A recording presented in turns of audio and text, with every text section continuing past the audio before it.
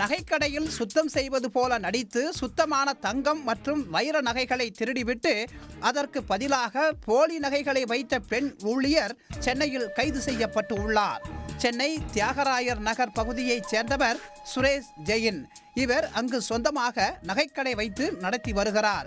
இவரது கடைக்கு தீபாவளி பண்டிகைக்கு முன்பு கடந்த மாதம் 22ஆம் தேதி ரேவதி என்கிற பெண் புதிதாக வேலைக்கு சேர்ந்தார். வேலைக்கு சேர்ந்த 3வது நாளே ரேவதி விடுப்பு எடுத்து உள்ளார்.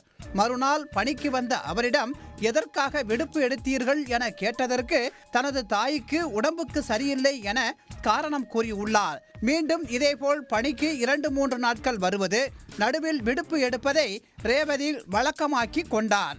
கடந்த 3ஆம் தேதி முதல் அவர் வேலையை விட்டு நிரந்தரமாக நின்று விட்டார்.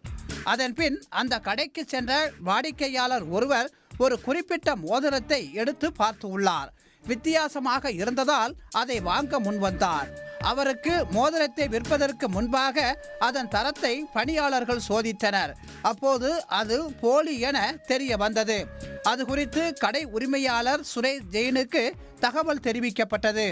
போலி மோதிரம் எப்படி கடைக்கு வந்தது, ஒரிஜினல் மோதிரம் எங்கே என கேள்வி எழுப்பிய அவர் அது தொடர்பாக மற்ற நகைகளை சோதிக்கவும் உத்தரவிட்டார்.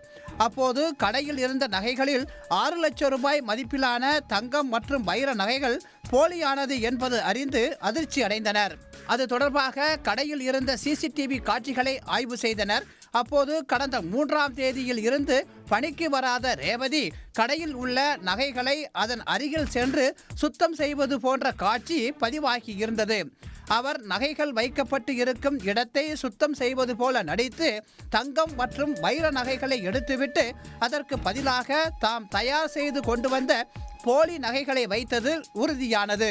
இதையடுத்து ரேவதி குறித்து சவுந்தரபாண்டி அங்காடி காவல் நிலையத்தில் நகைக்கடை உரிமையாளர் புகார் அளித்தார். அது தொடர்பாக CCTV காட்சியையும் ஒப்படைத்தார்.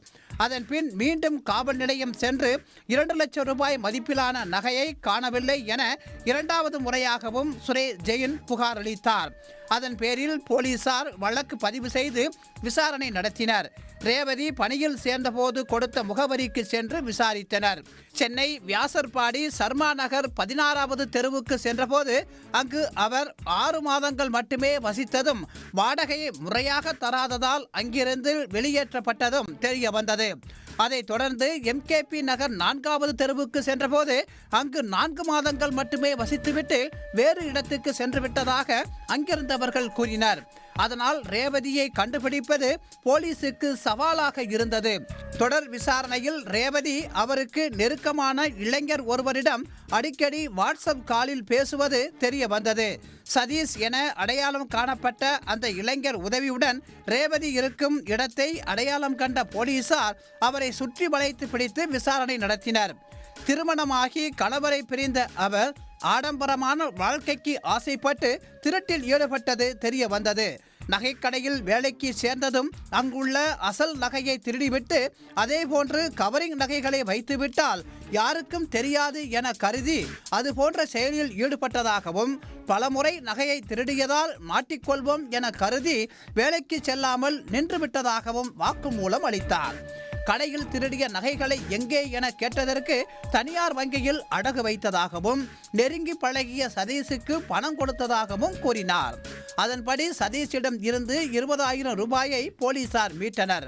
நகைக்கடையில் இருந்த 8 லட்சம் ரூபாய் மதிப்புள்ள தங்கம் மற்றும் வெள்ளி நகைகளை ரேவதி திருடியது உறுதியானது. அவற்றில் சிலவற்றை மட்டுமே போலீசார் மீட்டனர். பின்னர் ரேவதி கைது செய்யப்பட்டார். சென்னையில் நகைக்கடையில் வேலைக்கு சேர்வது போல் நடித்து அசல் நகைகளை நூதனமாக திருடிவிட்டு அதற்கு பதிலாக கவரிங் நகைகளை வைத்து ஏமாற்றிய தில்லாலங்கடி பெண் கைது செய்யப்பட்டது அறிந்து மற்ற நகைக்கடைக்காரர்கள் உஷாரடைந்தனர். உடனுக்குடன் செய்திகளை தெரிந்து கொள்ள சன் நியூஸ் பெல் ஐகானை கிளிக் பண்ணுங்க.